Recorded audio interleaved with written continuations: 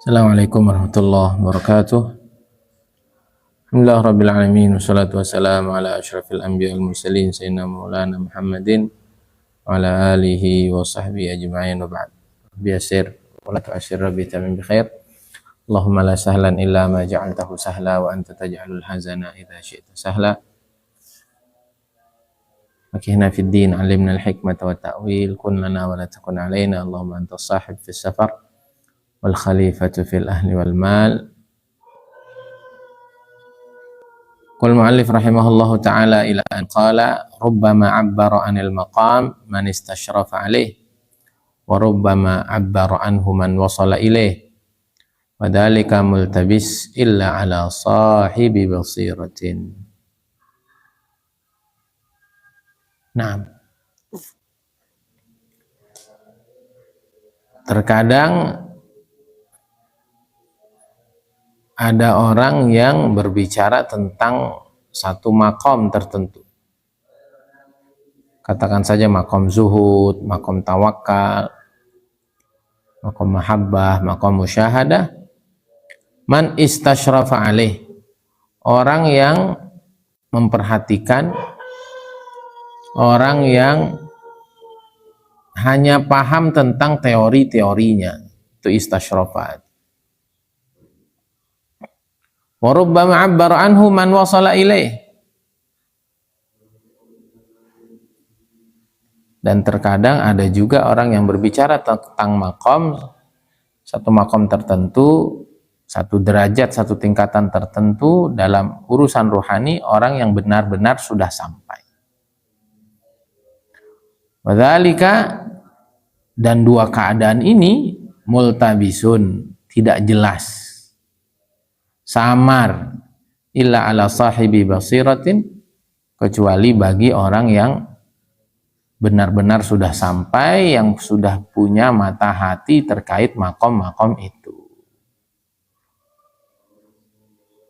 Nah,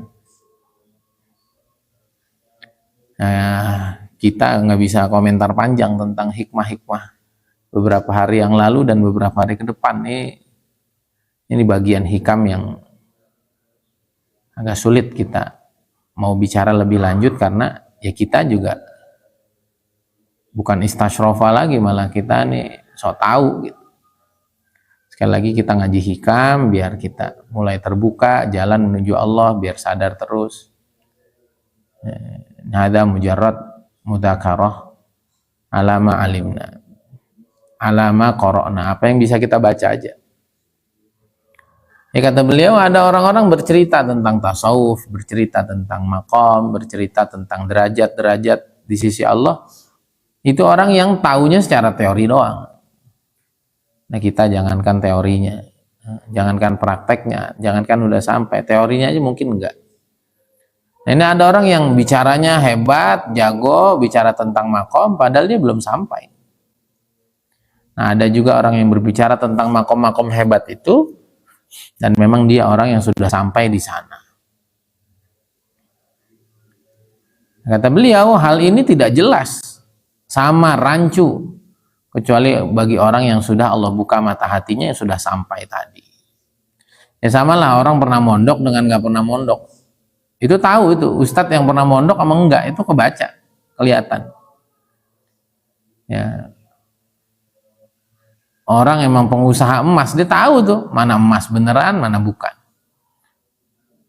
Orang yang spesialis duren tuh diketok gini tuh, itu tahu mana yang busuk berapa tempat, dari baunya ini masih seger apa enggak, dari bentuknya bahkan kelihatan. Kenapa? Karena sahibu khubrah, sahibu basirah, dia udah sangat ahli tentang itu, sehingga dia bisa tahu yang ini nilainya sekian, yang itu nilainya sekian.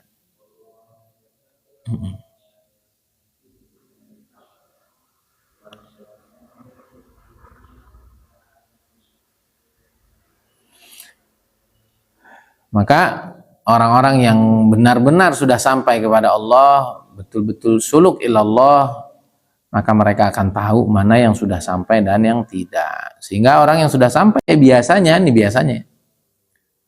mereka akan berbicara singkat tapi mengena gitu. Kenapa? Karena bicara sesuatu yang mereka memang sudah tahu dan sudah kenal, mereka sudah mahir. Nerka-nerka gitu tidak pasti. Walaupun yang di sini disebut ini bukan kaidah secara umum. Karena ada juga arifin billah yang kalau bicara itu panjang lebar karena dia bicara tentang hal-hal yang mendetail. Di waktu yang sama kadang ada orang yang belum sampai ke sana bicara sesuatu justru pendek. Kenapa? Karena kepahamannya nggak mendetail.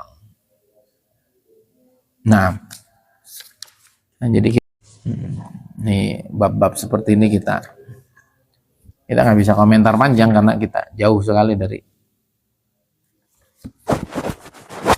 makom-makom yang dijelaskan. Kemudian beliau melanjutkan, la yanbaghi lisalik ayu'abbir an waridatih fa inna dzalika mimma yuqallilu amalaha fi qalbihi wa yamna'uhu wujuda sidqi fiha ma'a rabbih.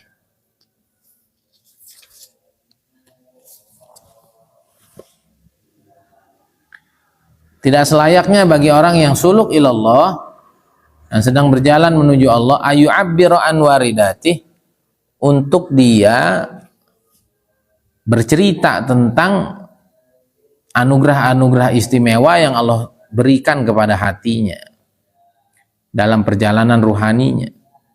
Karena yang demikian itu mimma yuqallilu amalaha fi qalbih, termasuk sesuatu yang dapat mengecilkan amal hatinya dan dapat menghalangi dia dari betul-betul serius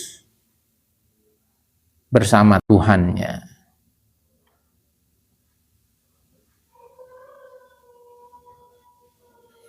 Mengapa? Karena kalau seseorang itu dalam perjalanan menuju Allah SWT banyak cerita ke orang tentang hal-hal istimewa yang datang, maka ini akan mengurangi amal hatinya, maksudnya akan mengurangi keikhlasannya.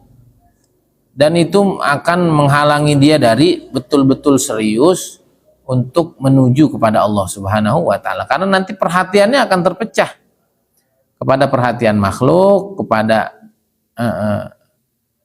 penilaian makhluk, padahal dia sedang menuju kepada Allah yang perlu jalurnya ini dibersihkan, disucikan, dijernihkan.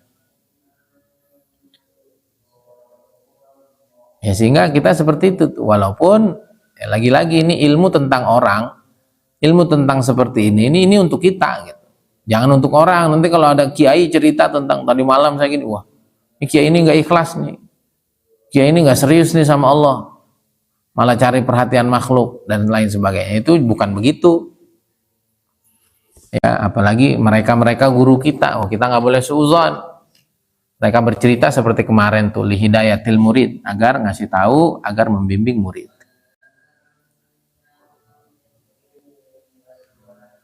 Nah, tapi kalau kita begitu, ya karena kalau kita cerita nanti orang itu akan terkesan. Kalau kita cerita nanti kita disebut ini, disebut itu, sehingga akhirnya mengganggu keikhlasan kita.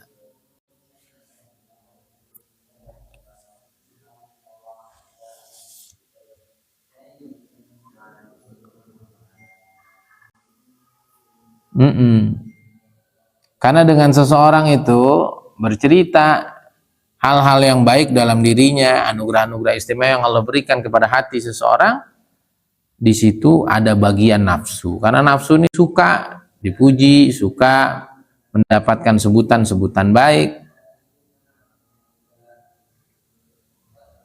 Maka hal-hal demikian sebaiknya tidak dilakukan untuk menjaga keikhlasan dan menjaga fokus kita dalam perjalanan menuju Allah Subhanahu wa Ta'ala. La tamuddanna yadaika ilal akhdhi minal khalaik illa an tara annal mu'ti fihim maulak fa in kunta kadzalik fa khudh ma wafaqakal ilm.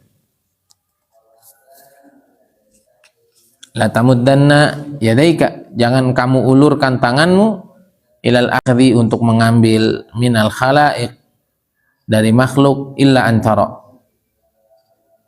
kecuali engkau melihat bahwa yang memberi di tengah mereka itu adalah Tuhanmu. Fa in kunta kadzalik, kalau kamu sudah punya pandangan yang demikian, fakhudh ma wafaqakal ilmu, ambillah apa yang sesuai dengan ilmu, sesuai dengan keyakinan yang ada di dalam hatimu.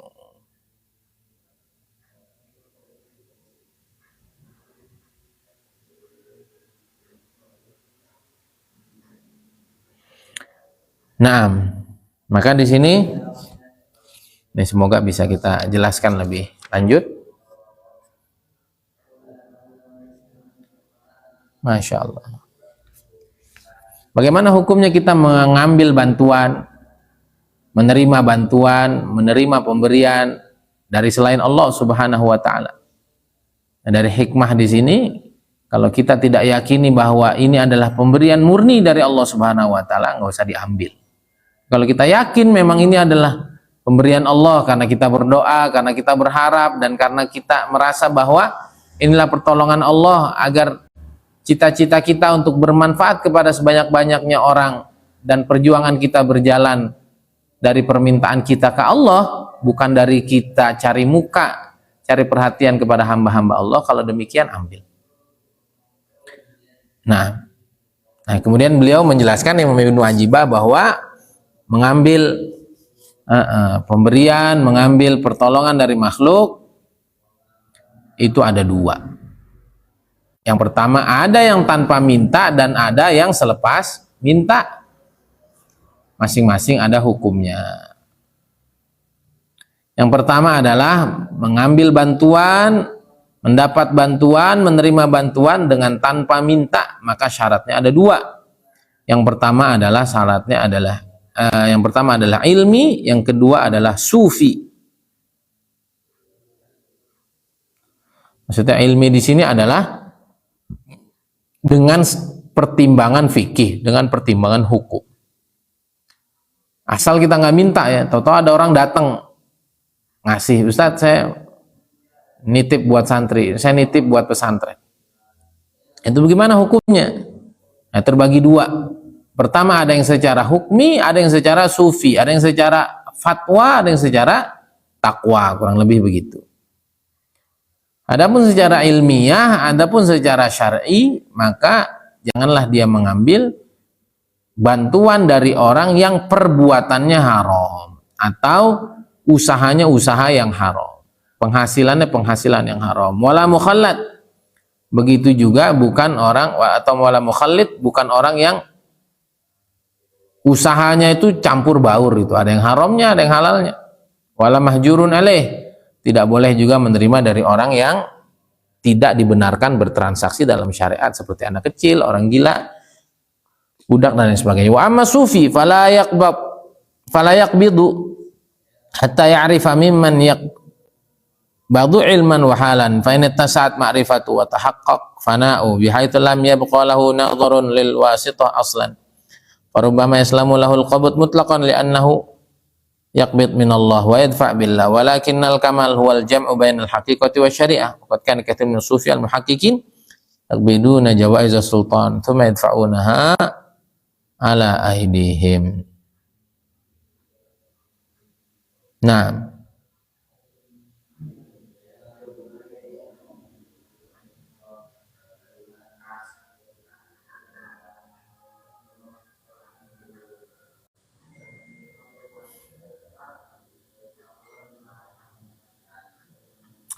adapun para sufi yang tadi,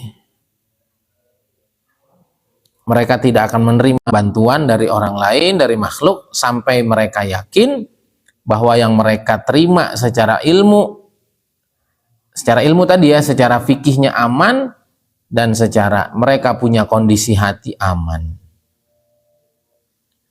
Maksudnya bagaimana ketika mereka menerima bantuan dan mereka lupa kepada makhluk itu, mereka tidak terikat, mereka tidak terkena jasa, mereka yakin bahwa mereka ini tidak akan mencampuri urusannya dengan Tuhannya, maka mereka akan menerima itu. Maka banyak itu orang-orang soleh itu, kalau yang datang orang-orang politik biasanya nggak diterima, walaupun orang politik itu dia punya apa? Dia punya usaha, hartanya juga tidak diragukan seumpama, tapi biasanya nggak diterima. Kenapa? Ya pertama pasti ada aja ya yang nyangkut-nyangkut yang kurang baik, satu. Kemudian yang kedua, kebanyakan itu orang-orang seperti itu datang itu bawa kepentingan gitu. Datang itu bawa kepentingan. Nah, sehingga betul-betul jangan sampai ada tersimpan di dalam hati para kekasih Allah itu nama-nama dan jasa-jasa selain Allah yang itu akan menghalangi mereka untuk berbuat yang maksimal kepada Allah Subhanahu wa taala.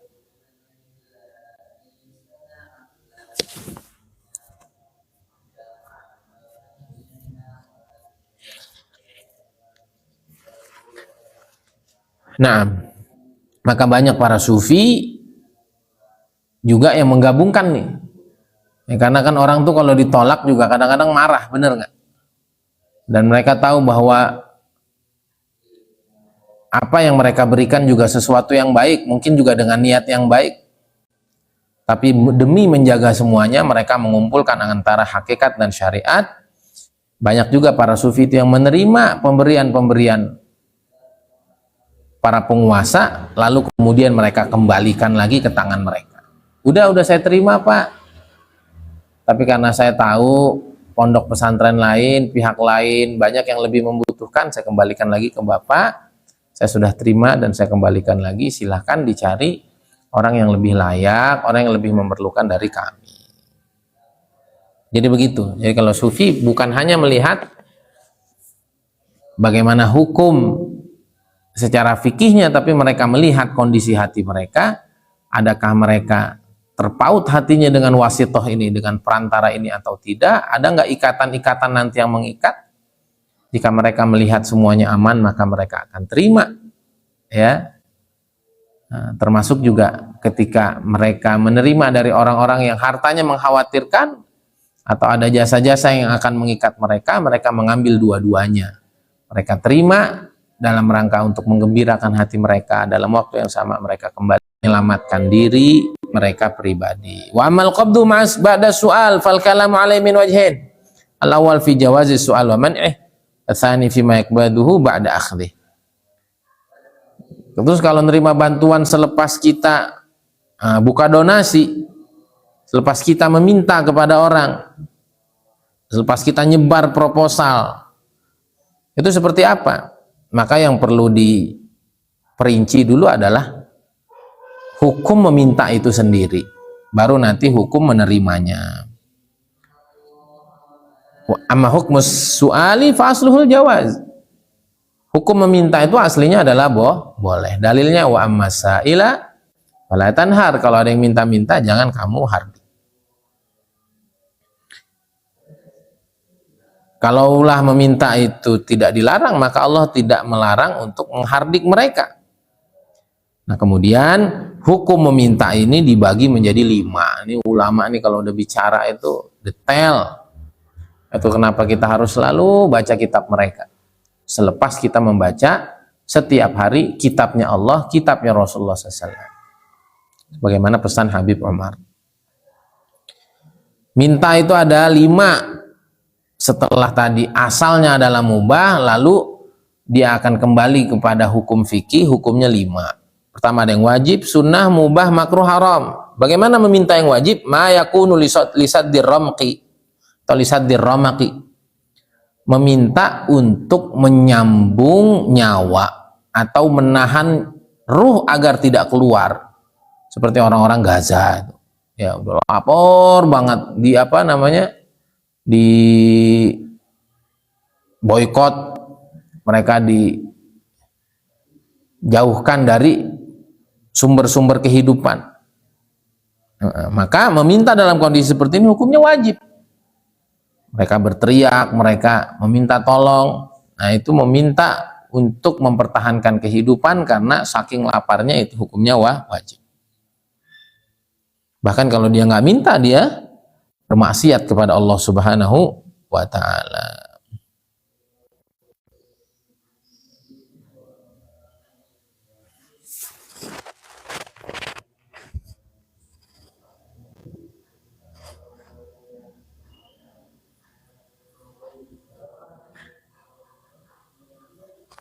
wa wajabathu sufiyah aidan ala man khafa fawata hayatir ruhaniyah bihaitsu mana'athu ar-riyasah min hadhi ra'sih wa dhabaha nafsah. Nah, begitu juga itu tadi kan ulama fikih kan mewajibkan untuk orang itu minta-minta agar hidupnya terus tersambung. Begitu juga ulama-ulama ruhani, ulama-ulama sufi, mereka mewajibkan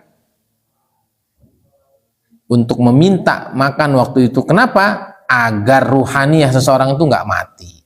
Ya nggak kan, kalau mati jasadnya nanti ruhnya mati. Maka dalam kondisi-kondisi mereka tidak bisa bertahan hidup, itu juga dalam pandangan ruhaniyat mereka wajib minta agar ruhnya tetap ada sehingga ruhaniyatnya tetap bisa dikembangkan.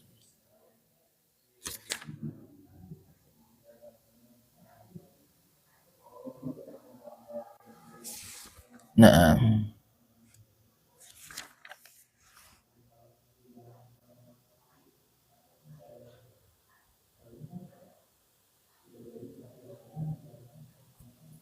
wa ma la sa'ili min ta'wili li ajri qahrin nafsi wa tadlili famin ulal adwaqi wal ahwali man kana radan nafsa bisu'ali qalu la khaira idzan fil abdi ma lam yakun qad dzaqa ta'mar raddi. Nah,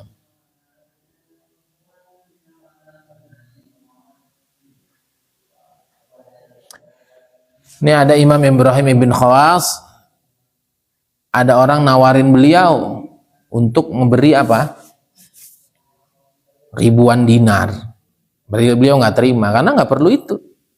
Tapi kadang-kadang beliau saking kepepetnya, saking miskinnya, saking nggak punyanya, kadang-kadang beliau minta. Dari orang-orang yang beliau kenal, minta satu dirham, dua dirham. La yazidu ala dzalik. Kenapa? Demi mempertahankan hidup saja. Karena beliau ingin terus berjalan dalam perjalanan ruhani. Jadi seperti itu. Kemudian yang kedua, hukum minta-minta itu adalah sunnah. Ayas'al li ghairih fahuwa minat ta'awun fa yasalu ta'am liyut'imahu man yastahi aw yas'alul libas aw ghairi dhalik. Misalnya ashabihi naqadimu alaihi urah wa yadkhulu fil mandub maka li radit nufus haitsu lam yukhaf alaihi kama taqaddam.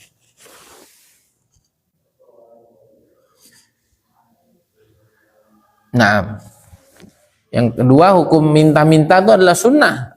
Ketika memintanya adalah untuk kepentingan orang lain, bukan untuk memperkaya diri. Ya, contohlah beberapa kiai, beberapa asatid untuk mengembangkan pesantrennya, mereka minta bukan untuk mereka, tapi untuk mengembangkan pesantrennya. Ya. Atau ada orang-orang seperti Ustadz siapa tuh yang di Malaysia? Lupa saya, yang Cina tuh. Habib Liu, dia sering tuh dapat bantuan dari orang untuk dia salurkan nanti kepada orang lain. Membuka donasi untuk membantu pihak lain, hukumnya sunnah. Itu yang dilakukan oleh Rasulullah SAW ketika datang orang lapar, ketika datang orang perlu, dan beliau memberi kesempatan kepada orang untuk menolong orang ini. Saya punya tamu nih, akhirnya nanti dijamu dan lain sebagainya. Nah, ini hukumnya sunnah.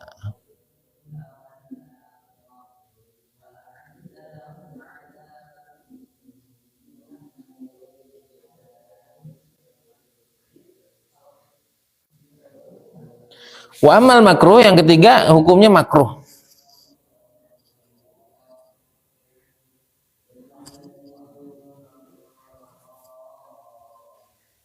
Nah, seseorang minta untuk keperluan dasar hidupnya, padahal dia masih sanggup untuk kerja, nggak boleh, ini makruh hukumnya. Ya, hukumnya makruh. Bisa kerja tapi malah minta-minta. Padahal dia tidak bertungkus lumus untuk apa? Untuk ibadah, untuk ngajar, untuk dakwah dan lain sebagainya. Adapun orang yang memang hidupnya udah untuk Allah aja, nah ini nggak apa-apa juga dia minta-minta. Dan ini juga dilakukan oleh banyak arifin billah. ini Imam Abu Ja'far Al-Haddad adalah gurunya Imam Junaid Al-Baghdadi Sayyidut Taifah, pernah minta ke satu rumah, dua rumah atau lebih di antara maghrib.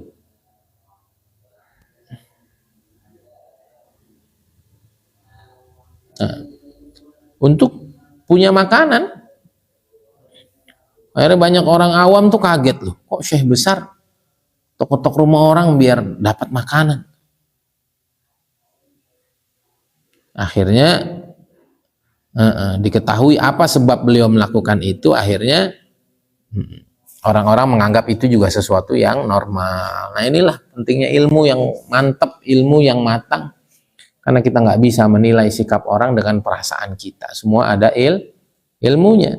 Nah, tapi kalau dia masih sanggup kerja sama Allahnya juga nggak serius, minta-minta, ini nggak benar. Tapi kalau ada orang minta-minta dan dia memang fokus ke Allah, itu kesempatan kita untuk menolong mereka, dan mereka tidak makruh hukumnya untuk meminta, bahkan tadi hukumnya sunnah. Kenapa? Karena diantara yang sunnah tadi adalah dia ingin riyadhatun nufus, dia pengen riyadhah. Seumpamalah ada orang tahu-tahu mau hijrah mondok, dulunya wah begajulan abis, preman, tahu-tahu mau mondok, dia nggak punya duit. Nah, itu sunnah tuh. Kalau dia minta-minta dan kita juga membantunya, sunnah. Nah, nanti kita simpulkan. Masya Allah, itu penting ya kita baca-baca begini biar kita tuh apa, menyikapi semua orang tuh betul-betul bukan sesuai hakikat doang. Katanya wali gue minta-minta, ternyata ulama-ulama gede juga begitu ya, karena semua tuh ada asbabnya. Ya, kurang gede apa walinya Rasulullah SAW, itu bukan wali lagi tuh, tingkatan tertingginya para nabi. Kenapa perlu minta tolong ke orang untuk nolong orang, kan gitu. Nah, kalau emang itu baik, itu tolong sendirilah, namanya nggak punya gimana.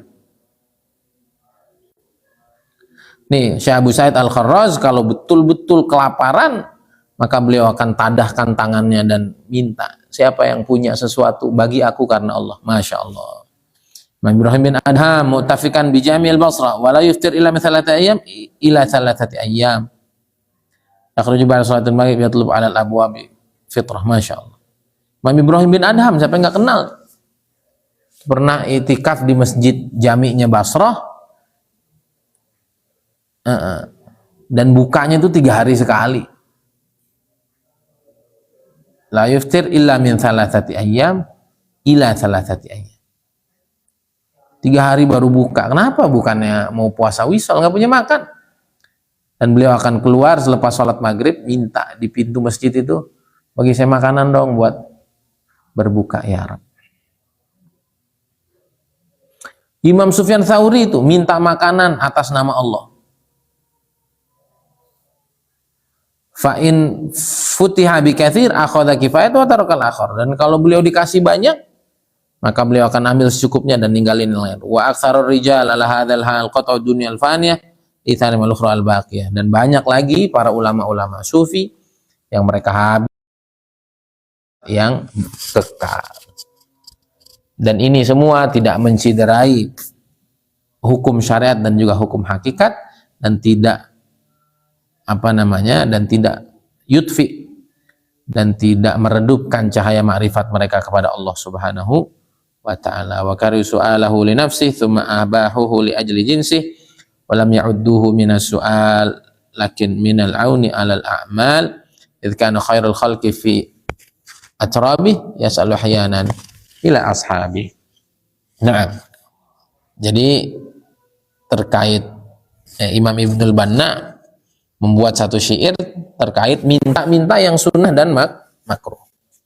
Mereka memakruhkan kalau minta itu untuk dirinya sendiri, padahal mampu kerja dan dia nggak sibuk untuk bertungkus lumus di hadapan Allah. Kemudian hukumnya mubah kalau orang tuh minta-minta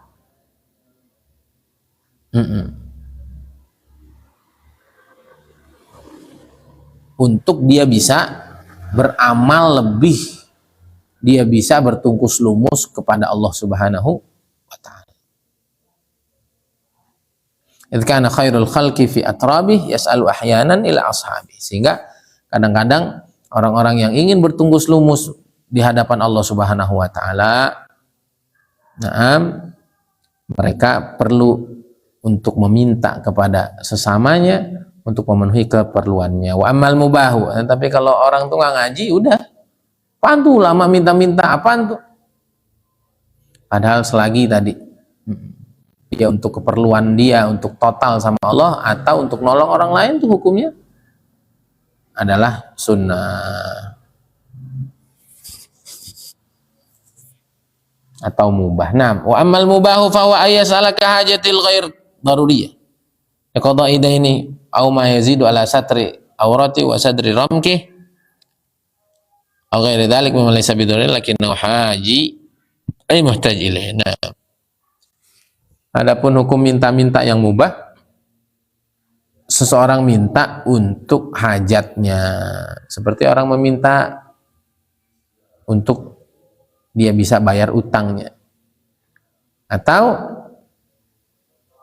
minta bukan untuk nutup aurat, tapi yang dia perlu. Contoh lah, dia ini ustadz, sholat masa pakai baju oblong, baju bolong-bolong, kan gak enak itu. Saya nggak punya koko nih, boleh nggak saya minta untuk dibeliin koko? Nah, itu hukumnya mubah. Kenapa? Karena dia perlu kepada itu, bukan darurat ya. Kalau darurat tadi hukumnya wajib, kalau hajat ini hukumnya mubah, dia minta. Wa amal muharramu fahuwa ayas'ala takatsuran aw ziyadatan ala ma yakfi. Adapun meminta-minta yang haram adalah ketika dia meminta-minta untuk memperkaya diri dan melebihi apa yang dia perlukan. Termasuk man lahu arba'una dirhaman fasu'alu alaihi haram, siapa yang punya 40 dirham. Dirham itu 2,95 gram ya. Perak tuh sekarang kurang lebih di 60 ribuan atau 50 ribu kali 120 gram berapa deh? 10.000 kali 100 aja deh. 10.000 kali 100 5 juta ya. 5 juta. Hah? 50.000 kali 100 5 juta. Ada 20 nya tuh. 20 kali 50.000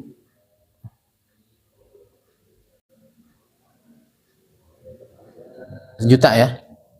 Berarti kurang lebih punya uang 50 juta. Itu nggak boleh minta-minta.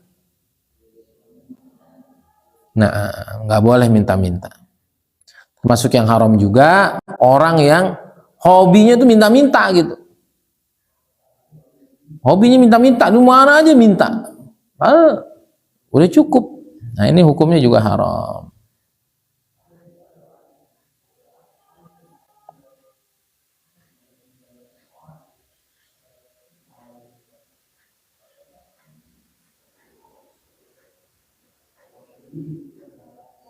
Nah,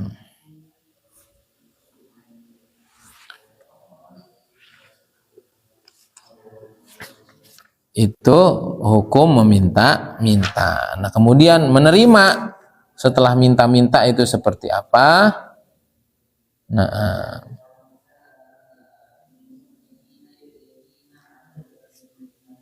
berikutnya apa nih? Ini panjang. Ramastahil arifu ayyarfa hajat la maula iktifaan bimasyiati fa kaifa laysa yarfa ila khaliqati.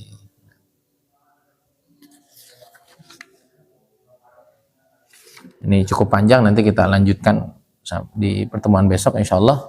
Tadi kita baru bahas tentang ini, ilmu baru buat kita, hukum minta-minta. Itu ada 5. Ada tadi yang wajib untuk darurat, kalau enggak kita meninggal, atau untuk nutup aurat juga wajib. Pokoknya apa aja yang wajib secara syar'i itu kita wajib minta ketika kita nggak punya.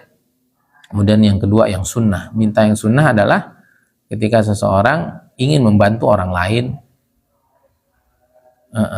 atau dia pengen bertungkus lumus di dalam total ibadah khidmat kepada Allah, kepada hamba Allah, lalu dia nggak punya, nah itu juga hukumnya sunnah. Yang ketiga hukumnya makruh, ketika seseorang itu masih kuat kerja dan aktivitasnya nggak ada aktivitas ibadahnya, dia malas aja, makruh. Tapi itu untuk memenuhi keperluannya ya, bukan untuk memperkaya diri.